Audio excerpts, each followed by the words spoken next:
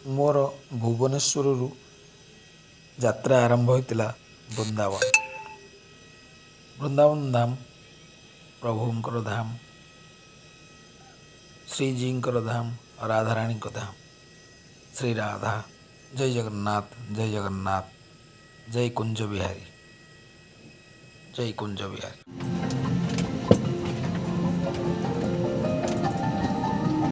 नमस्कार। कृपया अपने बड़े बैग्स को अपने निर्धारित सीटों के ऊपर वाले ओवरहेड बिन्स में और छोटे बैग्स को सामने वाले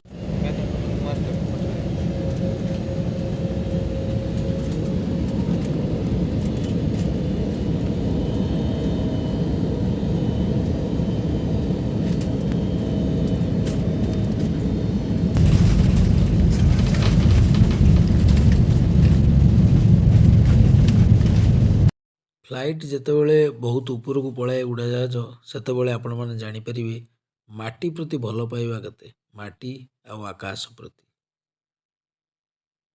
ତାହା ଜଣାପଡ଼େ।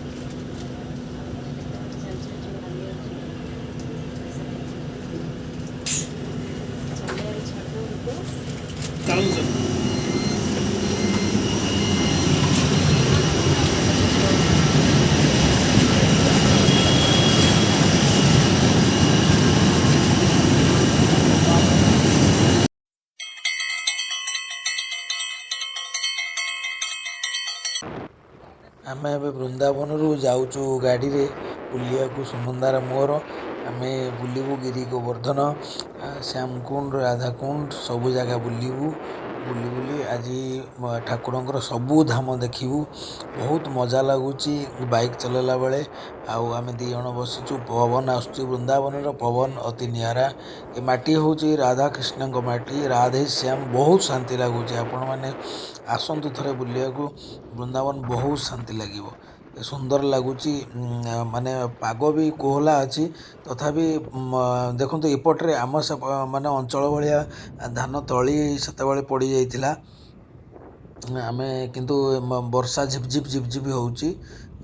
ବୃନ୍ଦାବନରେ କ୍ୱଚିତ୍ ବର୍ଷା ହୁଏ, କାରଣ ଏପଟ ଅଞ୍ଚଳରେ କୁହାଯାଏ ଯେ ଗୋବର୍ଦ୍ଧନ ମହାରାଜ ଯେତେବେଳେ ଭଗବାନ ଗୋବର୍ଦ୍ଧନ ମହାରାଜଙ୍କୁ ଧରିଥିଲେ, ତ ସେତେବେଳେ ବହୁତ ଗୋକୁଲବାସୀମାନେ ହଇରାଣ ହେଇଥିଲେ। ତ ଭଗବାନ କହିଥିଲେ ଯେ ମୋ ଅଞ୍ଚଳରେ ବର୍ଷା ଏତେ ନ ହଉ, ଯାହାଦ୍ୱାରା ଲୋକମାନେ ହଇରାଣ ହରକତ ହେବେ। ତ ପ୍ରଭୁଙ୍କ କଥା ମାନି ଇନ୍ଦ୍ରଦେବ କମ୍ ବର୍ଷା କରନ୍ତି, କିନ୍ତୁ ଯେତେବେଳେ ବର୍ଷା ହୁଏ ଝିପଝିପ ଭାରି ଆନନ୍ଦ ଲାଗେ, ଶାନ୍ତି ବି ଲାଗେ। ପ୍ରକୃତରେ ମାନେ ଯେଉଁ ବର୍ଷା ହେଇଛି, ତ ଚାଲିକି ଆଉ ପରିକ୍ରମା ଆମେ କରିପାରିଲୁ ନାହିଁ। ତ ବାଧ୍ୟ ହେଇ ଗାଡ଼ିରେ ଆମେ ପରିକ୍ରମା କଲୁ, କାରଣ ରାସ୍ତାରେ କେଉଁଠି ବି ଖାଇପାରିଲୁ ନାହିଁ। ତ ଟିଫିନରେ ନେଇଥିଲୁ, କାଳେ ଓଦା ହେଇଯିବ, ସେଥିପାଇଁ ଆମେ ତାକୁ ସ୍କୁଟିରେ ରଖିଛୁ। ଦେଖନ୍ତୁ ରାସ୍ତାରେ ଏଠି ମାଙ୍କଡ଼ମାନେ ଭାରି କୌତୁକିଆ ଆଉ ଭାରି ମଜାଦାର। ସେମାନେ ମଣିଷଙ୍କ ପରି ମାନେ ତୁମକୁ କିଛି ଜିନିଷ ପୁରା ମାଗିବେ ବା ଖାଇବା ଜିନିଷ, ତ ତୁମେ ଦେଲେ ସେ ହାତରୁ ଆସିକି ନେବେ। କିନ୍ତୁ ବେଳେବେଳେ ବି ବହୁତ ମାନେ ହିଂସାତ୍ମକ ହେଇ ଉଠନ୍ତି। ଗୋଟେ ମାଙ୍କଡ଼ ଥାନ୍ତି। ତ ସେମାନେ ଯେହେତୁ ସମସ୍ତେ ବ୍ରଜରେ ଅଛନ୍ତି, ବ୍ରଜ ମାଟିରେ, ତ ତାଙ୍କୁ ଲୋକମାନେ ବା ଭକ୍ତବୃନ୍ଦ ଯିଏ ଆସନ୍ତି ତାଙ୍କୁ ସମ୍ମାନ ଦିଅନ୍ତି। ତ ବହୁତ ମଜା ଲାଗେ। ତ ବର୍ତ୍ତମାନ ଆମେ ଗୋବର୍ଦ୍ଧନ ମହାରାଜଙ୍କର ପାହାଡ଼ ଚାରିପଟେ ଆମେ ପରିକ୍ରମଣ କରୁଛୁ ସ୍କୁଟିରେ, ଆପଣମାନେ ଦେଖିପାରୁଥିବେ। କାରଣ କୃଷ୍ଣ ଭଗବାନ ଶ୍ରୀକୃଷ୍ଣ ନିଜର ଆଙ୍ଗୁଠିରେ ମାନେ ଗୋବର୍ଦ୍ଧନ ମହାରାଜଙ୍କୁ ଉଠାଇଥିଲେ। ତ ତ ଭଗବାନଙ୍କର ଶକ୍ତି ଏତେ ଥିଲା, ବିଶାଳ ପର୍ବତକୁ ସେ ଉଠାଇଥିଲେ ଏବଂ ଯାହା ତଳେ ସମସ୍ତ ଗୋକୁଳବାସୀ ସମସ୍ତେ ରହିଥିଲେ। ଏଠି ଆପଣ ହୁଁ ହୁଁ ଦେଖିପାରୁଥିବେ ଯେ ଏଠିକାର ଲୋକମାନେ ମଇଁଷି, ଆମର ଯେମିତି ବଳଦ ଶଗଡ଼ ଗାଡ଼ି ଥାଏ, ଏଠି ମଇଁଷି ଗାଡ଼ି ପ୍ରଚୁର। ଚାଷ କ୍ଷେତ ଗୁଡ଼ିକ ମଧ୍ୟ ଦେଖନ୍ତୁ, ସେ ସମୟରେ ତଳି ରୁଆ ମାନେ ସେପଟରେ ସରିଯାଇଛି। ଆମର ଯେଉଁ ଟାଇମ୍ରେ ତଳି ପଡ଼ିଥିଲା ସେପଟରେ ତଳିରୁ ଆଗୁଆ ଫାଷ୍ଟ ସେମାନେ ଧାନ ରୋଇ ଦେଇଥାନ୍ତି। ଇଏ ହେଉଛି ଆମର ପରିକ୍ରମଣ ମାର୍ଗ। ପରିକ୍ରମଣ ମାନେ ପର୍ବତର ଚାରିପଟେ ପରିକ୍ରମଣ କରିବା ବା ପରିଭ୍ରମଣ କରିବା। ତ ଆମେ ସେ ଚାରିପଟେ ସେମିତି ଚାଲିଛୁ। ଆମେ ବି ଦେଖିଛୁ ବହୁତ ଲୋକ ରାସ୍ତା ଉପରେ ନ ପରିକ୍ରମଣ କରି ଭିତରେ ଜଙ୍ଗଲ ମଧ୍ୟରେ ସେମାନେ ପରିକ୍ରମଣ କରନ୍ତି ଏବଂ ଯେମିତି ଆମର ଦଣ୍ଡ ପକେଇ ପକେଇ ଯାଆନ୍ତି, ଆପଣମାନେ ଦେଖିଥିବେ ପୁରୀ ଜଗନ୍ନାଥଙ୍କ ଧାମକୁ, ସେମିତି ପ୍ରାୟ ଲୋକମାନେ ମାନେ ସେମିତି ଅଧିଆ ପଡ଼ି ପଡ଼ି ପଡ଼ି ପଡ଼ି ପ୍ରାୟ 2.5-3 କିଲୋମିଟର ସେମାନେ ସେମିତି ଯାଉଥାନ୍ତି, ମୁଁ ଦେଖିଛି। ବହୁତ ଭକ୍ତ ଆସନ୍ତି ବହୁତ କଷ୍ଟରେ ଭଗବାନଙ୍କ ପାଖକୁ। ଆଉ ଗୋବର୍ଦ୍ଧନ ମହାରାଜାଙ୍କର ଗୋଟେ ମହିମା ହେଲା, ଆପଣ ଯିଏ ବି ଯିବେ ଭାବିବେ ଗୋବର୍ଦ୍ଧନ ପର୍ବତରୁ ଗୋଟେ ଗୋଡ଼ିଟେ ନେଇଯିବେ, କିନ୍ତୁ ତାକୁ ଆପଣ ନେଇପାରିବେ ନାହିଁ, କାରଣ ସେଠୁ କୌଣସି ଜିନିଷ ଆପଣ ଚୋରି କରିପାରିବେ ନାହିଁ। ଇଏ ହେଉଛି ଠାକୁରଙ୍କର ମହିମା। ଆପଣ ଯଦି ଗୋଡ଼ିଟେ ବି ନେଇଥିବେ, ଆପଣ ନିଶ୍ଚୟ ତାକୁ ଆଣି ଫେରାଇବେ, କାରଣ ଇଏ ହେଲା ଠାକୁରଙ୍କର ମହିମା ଯେ ମୋ ଜିନିଷ ଏଠୁ କେହି ନିଅ ନାହିଁ। ତ ଗୋବର୍ଦ୍ଧନ ମହାରାଜଙ୍କ ପାଦପଦ୍ମ ତଳେ ଅନନ୍ତ କୋଟି ପ୍ରଣାମ। ଆମ ଭାରତୀୟ ସଂସ୍କୃତି, ଭାରତର ଲୋକକଥା ଏବଂ ପୁରାଣ ଯାହା ବି ଅଛି ତାହା ଅତି ଚିତ୍ତାକର୍ଷକ ଏବଂ ହୃଦୟଙ୍ଗମ ଏବଂ ବହୁତ ଆଶ୍ଚର୍ଯ୍ୟଜନକ ହେଲେ ମଧ୍ୟ ବାକି ଦେଖିବାକୁ ବହୁତ ଆନନ୍ଦ ଲାଗେ ଆଉ ବାସ୍ତବ ଲାଗେ। କାରଣ ଆମେ ଯେମିତି ଆମେ ପଢ଼ିଛେ ଯେ ସୁନାର ଲଙ୍କା ଥିଲା, ଯେଉଁଠି ରାବଣ ବୋଲି ଜଣେ ମହାନ ଜ୍ଞାନୀ ଦୈତ୍ୟ ଥିଲେ, ଯିଏକି ଏତେ ବଡ଼ ଯୁଦ୍ଧ କରିଥିଲେ। ତ ତାଙ୍କୁ ଆମ ଭାରତର ସେଇ ପ୍ରଭୁ ରାମଚନ୍ଦ୍ର ତାଙ୍କୁ ହରାଇଥିଲେ। ଆମେ ଯେତେବେଳେ ତାଙ୍କୁ ଦେଖନ୍ତି ବାସ୍ତବରେ ସେ ଜାଗା ଆମକୁ କେତେ ଆନନ୍ଦ ଲାଗେ। ତ ସେମିତି ଠିକ୍ ଇଏ ବୃନ୍ଦାବନ ଧାମର ଏବଂ ମଥୁରା ରେ ଯେତେ ସବୁ ଜାଗା ଅଛି, ଆପଣ ଦେଖିବେ ୟୁପିରେ ଯେତେବେଳେ ବାସ୍ତବ ଜାଗାରେ ଆମେ ପହଞ୍ଚିବା ବହୁତ ଆନନ୍ଦ ଲାଗେ। ଓହୋ, ଏଇଠି ପ୍ରଭୁ ବୁଲୁଥିଲେ, ଏଇଠି ପ୍ରଭୁ ଲୀଳାଖେଳା କରୁଥିଲେ, ଏଇଠି ଗାଈ ଚରାଉଥିଲେ, ଏଇଠି ରାଧାକୃଷ୍ଣ ନିହାତି ବସିଥିଲେ। ତ ତାହା ଯେତେବେଳେ ଆମେ କାଳ୍ପନିକ ସ୍ତରରେ ଶୁଣିଛେ ଏବଂ ଯେତେବେଳେ ସେ ଜାଗାରେ ପହଞ୍ଚୁଛେ, ଦେଖିବେ ଦର୍ଶକଗଣ ବହୁତ ଶାନ୍ତି ଲାଗିବ ଆପଣଙ୍କୁ। ଏଇ ଗୋବର୍ଦ୍ଧନ ମହାରାଜଙ୍କ ଗେଟ୍ ଆମେ ପାଖାପାଖି ହେଇଗଲୁ। ବର୍ତ୍ତମାନ ଏଠି ପହଞ୍ଚିଲା ମାନେ ପରିକ୍ରମା ଆପଣଙ୍କର ଏଇଠୁ ଆରମ୍ଭ, ପୁଣି ଏଇଠି ଶେଷ ହୁଏ। ତ ଆମେ ବୁଲି ବୁଲି ଝିପ୍ ଝିପ୍ ବର୍ଷାରେ ଆମେ ସୁନନ୍ଦାର ମୋର ଆସିଲୁ। ବାଟରେ ବର୍ଷା ହେଇଗଲା, ସିଏ ଛତା ମାରି ମୋ ପଛରେ ବସିଛନ୍ତି, ଆମେ ଚାଲିଛୁ। ମୁଁ ହେଲମେଟ୍ଟି ଦେଲି, କାରଣ ଆଉ ବର୍ଷା ମାନେ ଜୋରରେ ବର୍ଷା ଅଲଗା, ଝିପ୍ ଝିପ୍ ବର୍ଷା ଅଲଗା, ଆଖିକି ପାଣି ଛାଟ ବାଜୁଛି। ଦେଖନ୍ତୁ ଏଇଠି ଗୋଟେ କଥାରେ ଅଛି, ସବୁ ବୃକ୍ଷମାନେ ଲାଗନ୍ତି ଯେମିତି ଗୋପୀ ପରି। ମାନେ ଲୋକ କଥା ଅଛି ଯେ ଏଠି ଯେଉଁ ବୃକ୍ଷ ଜନ୍ମ ହୁଅନ୍ତି ସେ ପ୍ରଭୁଙ୍କର ସଖା ବା ଗୋପୀ, ସେ କୌଣସି ନା କୌଣସି ଏକ ମୁଦ୍ରାରେ ଥାନ୍ତି। ଆପଣଙ୍କୁ ଲାଗିବ ଜଣେ ଯେମିତି 2 ହାତ ଉପରକୁ ଟେକିଛି, ଆପଣଙ୍କୁ ଲାଗିବ ଜଣେ ଯେମିତି ନିଜ କେଶ ଗୁଡ଼ିକୁ ସଜ୍ଜିତ କରୁଛି, ଆପଣଙ୍କୁ ଲାଗିବ ଜଣେ କି ମୃଦଙ୍ଗ ବଜାଉଛି। ଏମିତି ଗୋଟେ ଗୋଟେ ଗଛକୁ ଦେଖିଲେ ଲାଗେ ଯେମିତି ସେ ପ୍ରଭୁଙ୍କ ନାମ କୀର୍ତ୍ତନ କରୁ କରୁ ରହିଯାଇଛି ଏବଂ ସେ ଗୋଟେ ଚିତ୍ର ଭଳିଆ ରହିଯାଇଛି। ଆପଣ ଦେଖନ୍ତୁ ଗଛ ଗୁଡ଼ିକକୁ ସମସ୍ତେ ବିଭିନ୍ନ ବିଭିନ୍ନ ଢଙ୍ଗ ରଙ୍ଗରେ ଠିଆ ହେଇଥିବେ, ବହୁତ ଜୀବନ୍ତ ଲାଗିବେ। ତ ଦର୍ଶକ ବନ୍ଧୁ, ବର୍ତ୍ତମାନ ବର୍ଷା ଟିକେ ବଢ଼ିଯାଇଛି। ଲାଷ୍ଟକୁ ମୁଁ ଛତାଟାକୁ ଧରିବାକୁ ବାଧ୍ୟ ହେଲି, କାଳେ ଛତା ଉଡ଼ିଯିବ। ସେତେବେଳେ ମୋର ମନ ଅଛି ମୋ ଝିଅ ଥାଏ, ମା ପେଟରେ ଥାଏ ସିଏ, ତାକୁ ସେତେବେଳକୁ 6 ମାସ 7 ମାସ ହେଇଗଲାଣି। ତ ମୁଁ ଟିକେ କେୟାରରେ, ସୁନନ୍ଦାର ବହୁତ ଇଚ୍ଛା ଥିଲା ଯେ ସ୍କୁଟିରେ ଆମେ 2 ଜଣ ଯିବା, ଗାଡ଼ି କରି ଯିବାନି, କାରଣ ଆମେ ସ୍କୁଟିରେ ଧୀରେ ଧୀରେ ଧୀରେ ଧୀରେ ଯିବା। ତାକୁ ବି ବହୁତ କଷ୍ଟ ହୁଏ ସେତେବେଳେ ଶ୍ରୀଜି ଥିଲା ଆମର ପେଟରେ ସୁନନ୍ଦାର। ତ ମୁଁ ଧୀରେ ଧୀରେ ଧୀରେ ଧୀରେ ଚଲାଉଛି। ସିଏ ମୋତେ ସାହସ ଦେଲା କିଛି ଅସୁବିଧା ନାହିଁ, ତୁମେ ଚଲାଅ, ମୁଁ ବସିଛି। ସିଏ ତାର ଜପ କରି କରି ପଛରେ ଚାଲେ। କିନ୍ତୁ ବହୁତ ଖୁସି ସିଏ ଆଜି ଆପଣମାନେ ଦେଖିପାରୁଥିବେ। ସିଏ ବହୁତ ଖୁସି କାରଣ ଗୋଟାଏ ଜାଗାରେ ସବୁବେଳେ ବସେ। ତେଣୁ ମୋତେ କହିଲା ଚାଲ ଟିକେ ମୋତେ ଟିକେ ବୁଲେଇ ନିଅ ଗୋବର୍ଦ୍ଧନ ମହାରାଜଙ୍କ ପାଖକୁ। ଏମିତିକି ଆମେ ବର୍ଷାନା ବି ଯାଉ। ଆପଣମାନେ ମୁଁ କେତେବେଳେ ଭିଡ଼ିଓ ଆପଣମାନଙ୍କୁ ସେୟାର କରିବି ବର୍ଷାନାର। ବର୍ଷାନା ହେଉଛି ଶ୍ରୀଜୀଙ୍କର କ୍ଷେତ୍ର, ରାଧାରାଣୀଙ୍କର ଜନ୍ମ ସ୍ଥାନ, ଯେଉଁଠି ଶ୍ରୀ ରାଧା ମାନେ ଯେଉଁଠି ତାଙ୍କ ବାବାଙ୍କ ପ୍ୟାଲେସ୍ ଅଛି। ରାଧାରାଣୀଙ୍କର ବିରାଟ ପ୍ୟାଲେସ୍ ପର୍ବତ ଉପରେ ଅଛି। ତ ସେ ନିଶ୍ଚୟ ଆପଣମାନଙ୍କୁ ଦେଖେଇବି କେତେବେଳେ। ତ ଆମେ ତ ଚାଲିଛୁ ଏଇ ବର୍ଷାରେ ବି। ଦେଖନ୍ତୁ ଆପଣମାନେ ସାଇଟ୍ର ସବୁ ଦେଖିପାରୁଥିବେ ଯେଉଁ ପ୍ୟାଲେସ୍ ଗୁଡ଼ିକ, ତାହାର କାରୁକାର୍ଯ୍ୟ ଅତି ଚିତ୍ତାକର୍ଷକ। ୟୁପିରେ ସୁନ୍ଦର ସୁନ୍ଦର କାରିଗର ମାନେ ଅଛନ୍ତି, ଯେଉଁମାନେ ପୁରୁଣା ମହଲ ଗୁଡ଼ିକ ଆପଣ ଦେଖିବେ। ବହୁତ ସୁନ୍ଦର ଲାଗିବ ଆପଣମାନଙ୍କୁ। ୟୁପି ହଉ କି ଆମର ରାଜସ୍ଥାନ ହଉ, ତାର ମହଲ ଗୁଡ଼ିକ ଅତି ସୁନ୍ଦର। ଯେମିତି ଆମର ଭାରତର, ଖାଲି ଭାରତର ମୁଁ କହିବିନି, ସାରା ପୃଥିବୀର ମାନେ କ'ଣ, 7ଟା ଆଶ୍ଚର୍ଯ୍ୟ ଜିନିଷ ଭିତରୁ ଆମର ଗର୍ବ ଗୌରବ ଉତ୍କଳର କଳା ସଂସ୍କୃତି କୋଣାର୍କ ମନ୍ଦିର। ଯେପରି ଆପଣମାନେ ଦେଖିପାରୁଥିବେ ଜଣେ ଭକ୍ତ କିଭଳି ଅଧିଆ ପଡ଼ି ପଡ଼ି ଯାଉଛନ୍ତି। ଦେଖନ୍ତୁ ସ୍ୱାମୀ ସ୍ତ୍ରୀ 2 ଜଣ ଗୋବର୍ଦ୍ଧନ ମହାରାଜଙ୍କ ପାଇଁ। ତ ଏସବୁ ଦେଖିବାକୁ ଏଇଠି ମିଳେ।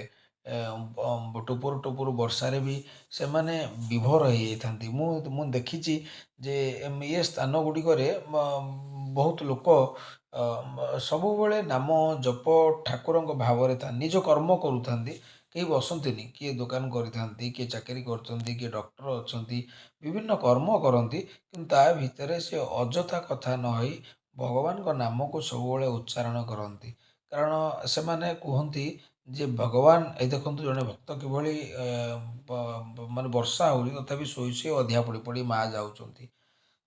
ତ ମୁଁ କହୁଥିଲି କ'ଣ, ହଁ, ମାନେ ଭକ୍ତ ସବୁବେଳେ ଭଗବାନଙ୍କୁ ଡାକି ଡାକି ଡାକି ଡାକି ଯାଏ। ଏଠି ଦେଖ ଜଣେ ମା ଶୋଇ ଶୋଇ ଯାଉଛନ୍ତି ଅଧିଆ ପଡ଼ି ପଡ଼ି।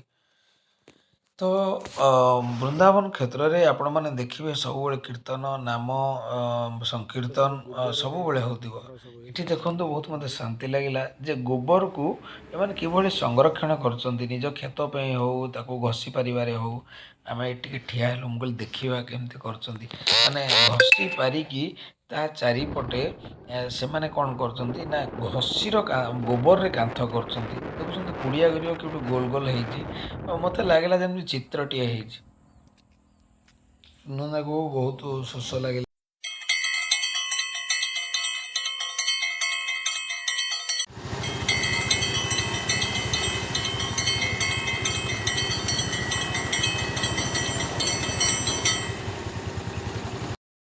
ତାପରେ ଆମେ ରାଧାକୁଣ୍ଡ ଯାଇଥିଲୁ, ଯେଉଁଠି ରାଧାକୁଣ୍ଡ କୁହାଯାଏ। ବହୁତ ତୀର୍ଥଯାତ୍ରୀମାନେ ଆସନ୍ତି, ଭକ୍ତମାନେ ଆସନ୍ତି, ଯେଉଁଠି ରାଧାକୁଣ୍ଡରେ ପ୍ରଣାମ କରନ୍ତି। ଏଠି ଆଳତି ହୁଏ ରାଧାକୁଣ୍ଡରେ। ଆପଣମାନେ ଦେଖୁଥିବେ ସବୁ ଦୀପ ଷ୍ଟାଣ୍ଡ ଅଛି। ଲୋକମାନେ ପ୍ରଦୀପ ପ୍ରଜ୍ୱଳନ କରନ୍ତି, ଦୀପ ଦିଅନ୍ତି ଏବଂ ବୁଡ଼ ପକାନ୍ତି।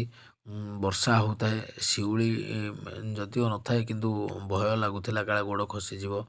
କିନ୍ତୁ ସୁନନ୍ଦାକୁ ଧନ୍ୟବାଦ ଦେବି, ସେ ସେଇଥିରେ ଆଣ୍ଠେଇକି ପ୍ରଣାମ କରିଥିଲା। ସବୁବେଳେ ସେ ଆସେ, ସିଏ ଆଗେ ସବୁ ବୁଲିଛି, ତାପରେ ମୋତେ ସବୁ ନେଇ ଦେଖେଇଛି। ରାଧାକୁଣ୍ଡରେ ବହୁତ ଭକ୍ତମାନେ ଆସି ପ୍ରଣାମ କରନ୍ତି ଏବଂ ଶ୍ରଦ୍ଧାଳୁମାନେ ଶ୍ରୀଜୀଙ୍କୁ ବା ରାଧାରାଣୀଙ୍କୁ ଶତକୋଟି ପ୍ରଣାମ କରନ୍ତି। ବହୁତ ଲୋକ ରାଧାକୁଣ୍ଡର କିଛି ଜଳ ମଧ୍ୟ ସାଙ୍ଗରେ ନିଅନ୍ତି। କାରଣ କୁହାଯାଏ ଏଇ ଯେଉଁ ରାଧାକୁଣ୍ଡଟି ଭଗବାନ ନିଜେ ଶ୍ରୀକୃଷ୍ଣ ପ୍ରଭୁ ରାଧାରାଣୀଙ୍କ ଶ୍ରୀଜୀଙ୍କ ପାଇଁ ପ୍ରସ୍ତୁତ କରିଥିଲେ। ଆଜି ଏହା ବିଶାଳ କୁଣ୍ଡରେ ପରିଣତ ହେଇଛି।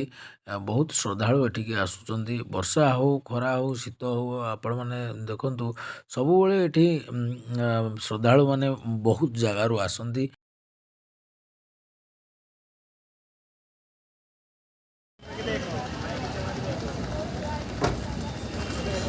ବୃନ୍ଦାବନରେ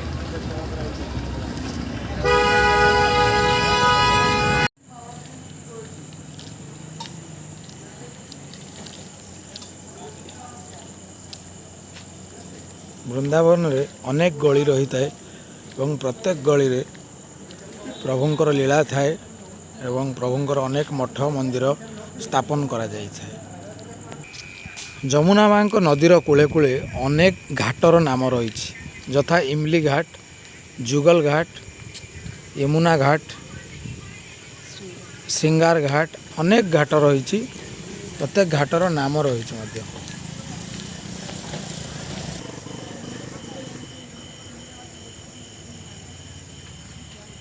ଏ ହେଉଛି ଯମୁନା ମାଙ୍କ କୂଳ।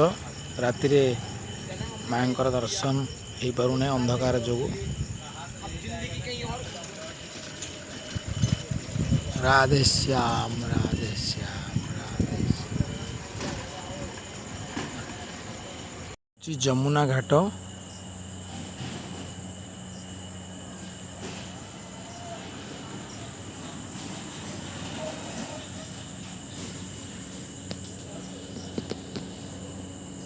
ଯେଉଁଠି ଭଗବାନ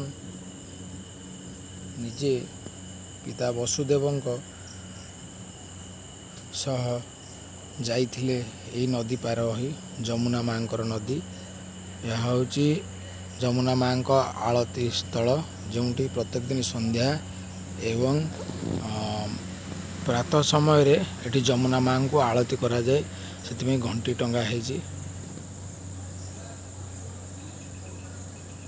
ରାଧେ ଶ୍ୟାମ, ରାଧେ ଶ୍ୟାମ, ରାଧେ ଶ୍ୟାମ, ରାଧେ ଶ୍ୟାମ। ମାଛରଙ୍କା ପକ୍ଷୀ ବସିଛି ଏବଂ ସେ ବୋଧହୁଏ ପ୍ରାତଃ ଆଳତୀକୁ ଅପେକ୍ଷା କରିଛି ଯମୁନା ମାଙ୍କର।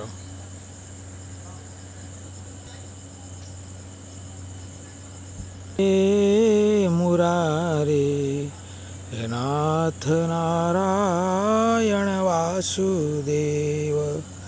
ରାଧେ ଶ୍ୟାମ, ରାଧେ ଶ୍ୟାମ।